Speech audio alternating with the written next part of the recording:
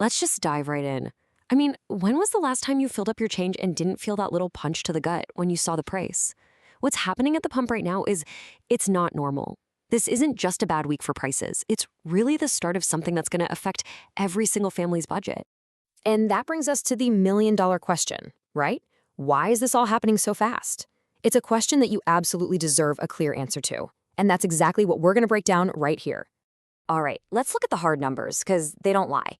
Before all this kicked off, the national average was sitting around $2.98. But as of March 9th, whoosh, it shot up to $3.48. That is a huge jump in less than 2 weeks. So no, you are definitely not imagining it. But here's the thing. This is about so much more than just your car. This spike is just the first ripple from a much, much larger event, one that's about to touch everything from your grocery bill to your savings account. So let's start where we all feel it first, right? The immediate impact, the problem at the pump. And this is a nationwide thing. I mean, look at California. Drivers are seeing prices over $5.20 a gallon. Up in Washington state, it just hit $4.63. And here's the kicker, this probably isn't the peak. Analysts are already projecting a $4 national average by next week. The pain is real, and it is escalating fast. Okay, so that's the what. Now let's really get into the why. What in the world triggered this sudden, really painful spike? Well, everything changed back on February 28th. Military strikes were launched on Iran. The response was immediate. Within just 3 days, Iran closed the Strait of Hormuz. And the result? By March 9th, oil prices had exploded to over $110 a barrel. It was an incredibly rapid escalation. Now, you might be hearing that and wondering, okay, what even is the Strait of Hormuz, and why does it matter so much? Well, it's not just some random body of water.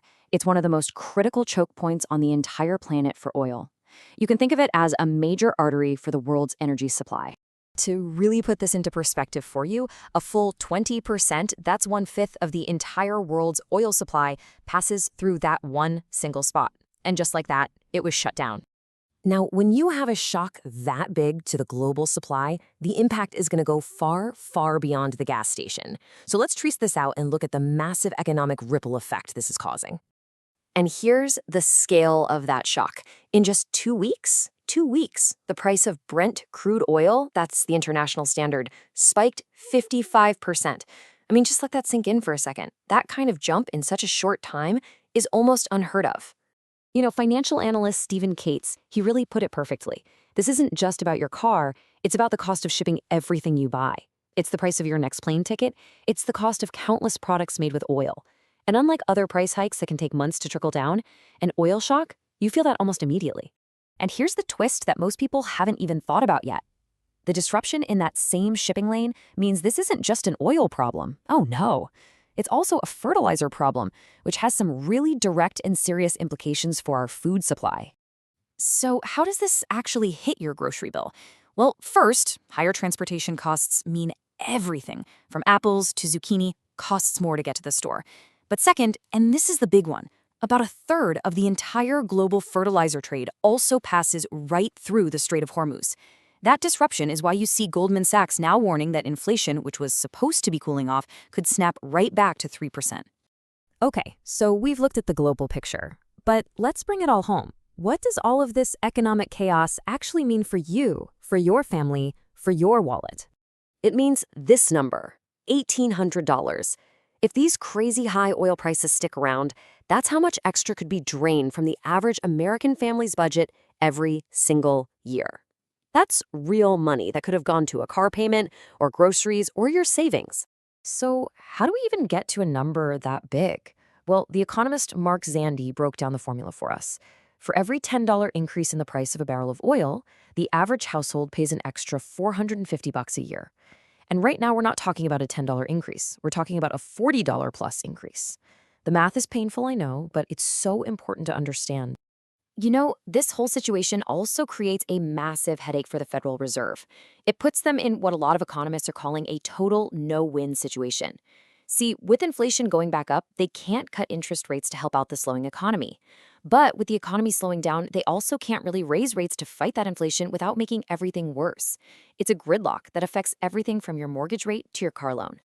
Okay, I know hearing all of this can feel pretty overwhelming, then knowledge is power, right? So let's pivot from the problem to the solution with a really clear 5-step action plan you can use right now. Okay, here we go. Number 1, audit your gas spending. Seriously, start combining trips, use apps to find the cheapest gas around. Number 2, lock in fixed rates on any variable debt you might have before rates go up. 3, protect that emergency fund. You want 3 to 6 months of expenses safe and sound in cash. 4, time to reassess the grocery budget. Plan your meals, cut down on waste. And finally, number 5, review your investments. The goal here isn't to panic sell, but you don't want to just sit on your hands either. And the reason that taking these actions is so important is because this is a truly historic moment. We're literally living through the biggest U.S. oil price gain since this kind of data started being tracked all the way back in 1983. This is not just a blip on the radar. So here's the bottom line. We're all facing a financial storm, and most people expect this to last for months, maybe even longer. So the only real question left to ask is your family prepared?